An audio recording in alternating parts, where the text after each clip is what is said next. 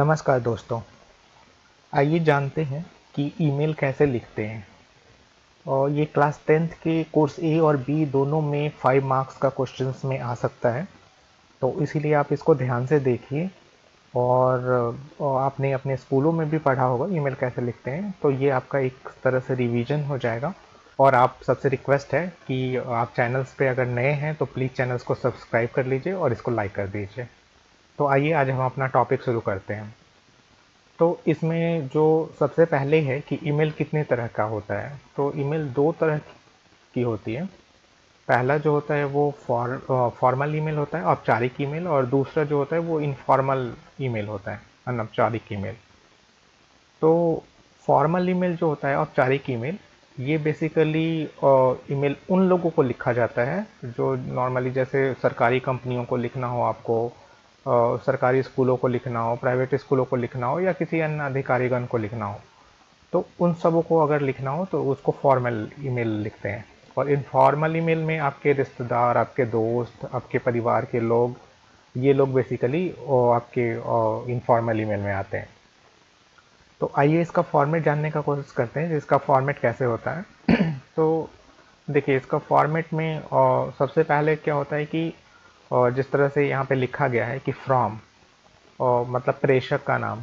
तो आप जो ईमेल भेज रहे हैं, तो यहाँ पे आप अपना डिटेल देंगे, आपका अपना ईमेल आईडी, और जिस पे भी आपका अकाउंट है, जीमेल है, हॉटमेल है, याहू है, वटेवर, तो जो भी है, तो ये कुछ इस तरह से रहेगा।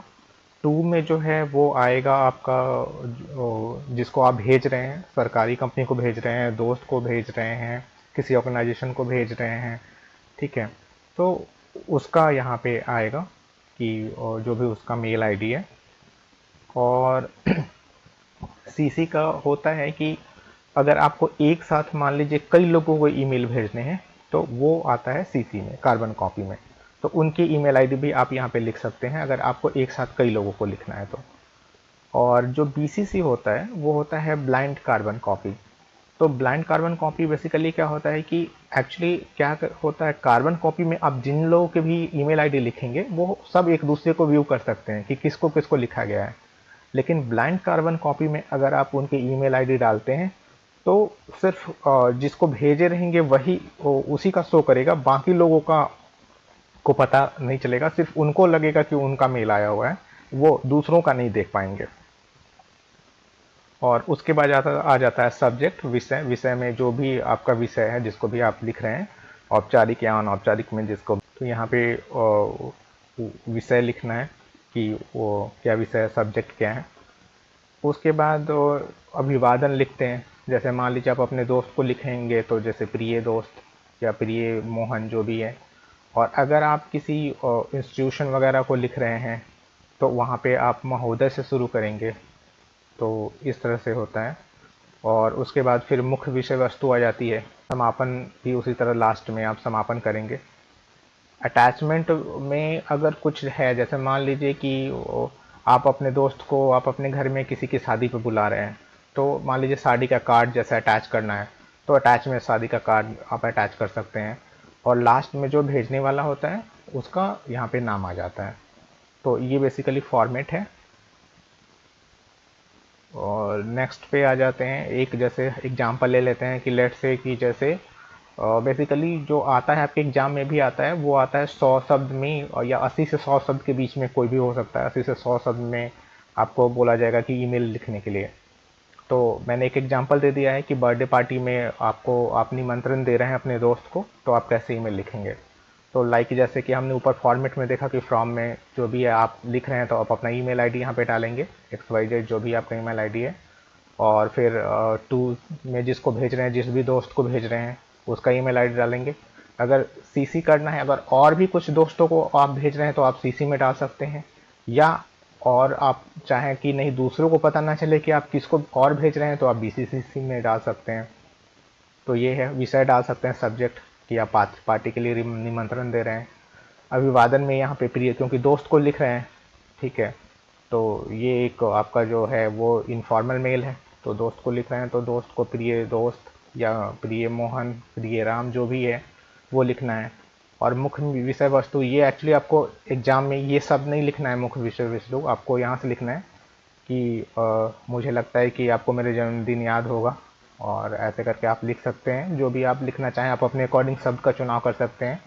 ये मैं एक एग्जांपल लिख के लिए आपको बता रहा हूँ कि आप बताइए कि किस डेट को आपका जन्मदिन है, और पार्टी का जो वेन्यू है, कहाँ पे आप बुलाना चाह रहे हैं, और टाइमिंग क्या है। तो ये सब चीज़ें 2-3 डिटेल आपको लिखनी है। और चूँकि ये 80 से 100 शब्द में ही होता है तो कोई बहुत ज़्यादा लिखने की ज़रूरत नहीं है, 2 से 3 लाइन बहुत है।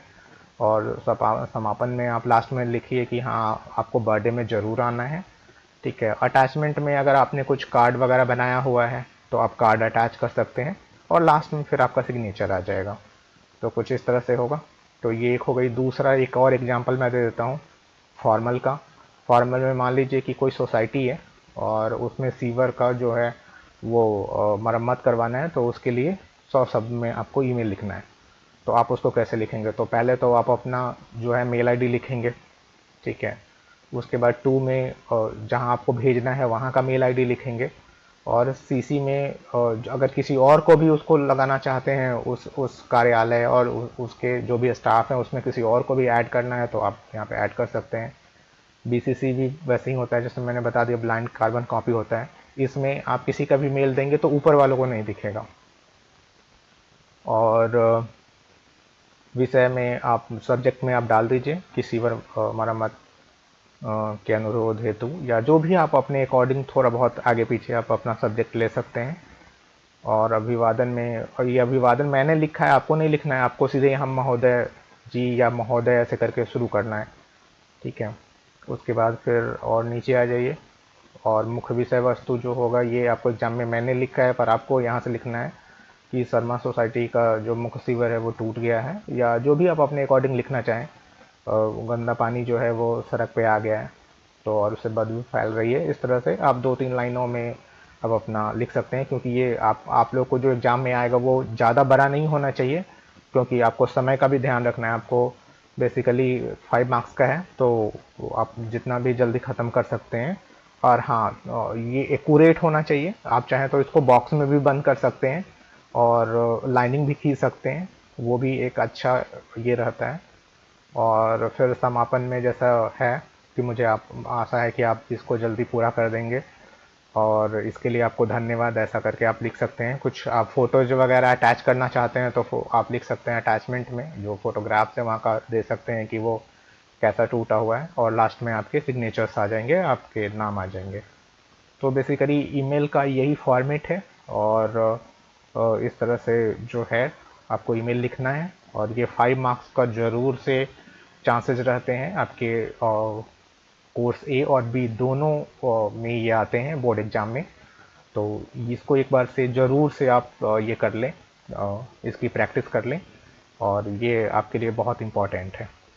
तो आज के लिए बस इतना ही। आप प्लीज़ चैनल्स को लाइक और सब्सक्राइब कर लें, और भी वीडियोस बहुत जल्द आएंगे। बस आज के लिए इतना ही। जय हिंद।